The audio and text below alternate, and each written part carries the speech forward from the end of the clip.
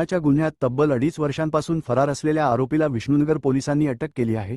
दिनांक 27 नोव्हेंबर 2023 रोजी डोंबिवली पश्चिम परिसरात एका अज्ञात इसमाचा मृतदेह संशयास्पद अवस्थेत आढळून आला होता। या घटनेनंतर विष्णुनगर पोलीस ठाण्यात खुनाचा गुन्हा दाखल करण्यात आला होता।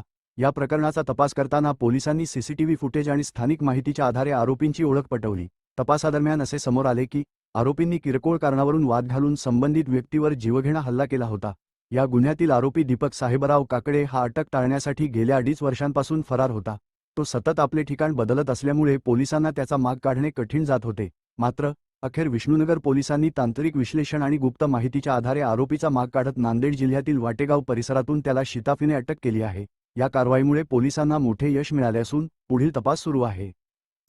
विष्णुनगर पोलीस ठाण्यामध्ये नोव्हेंबर 2023 मध्ये गुन्हा रजिस्टर क्रमांक 405/23 खुनाचा गुन्हा दाखल करण्यात आला होता। देवीचा पाडा या परिसरातील खाडी किनारी एक बेवारस मृतदेह छिन्नविछिन्न अवस्थेत आढळलेला होता। दगडाने खेचून एका माणसाची हत्या करण्यात आली होती। त्यानंतर वरिष्ठांनी दिलेल्या आदेशानुसार पोलीस पथकं नेमून त्यावेळी 4 पोलीस पथकं नेमण्यात आली होती आणि सर्वप्रथम तो मृतक कोण आहे याची शहानिशा करण्यात आली होती। त्यावेळी सोमनाथ बाबू शिंदे हा मयत इसम असल्याची माहिती मिळाली होती।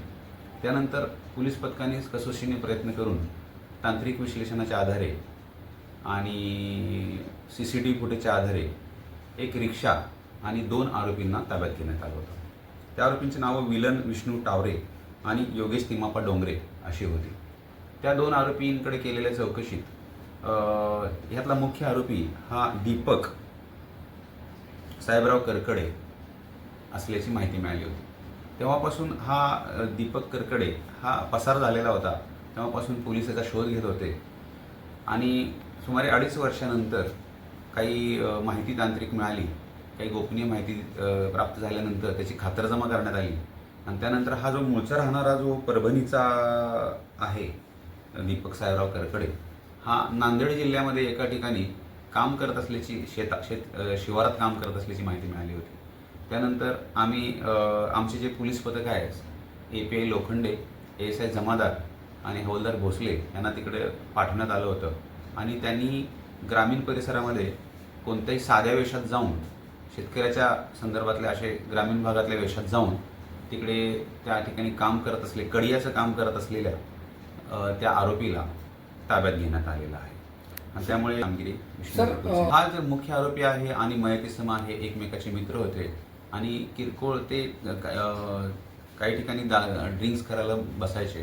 त्या किरकोळ वादातून झाली होती हत्या असं सध्या आहे।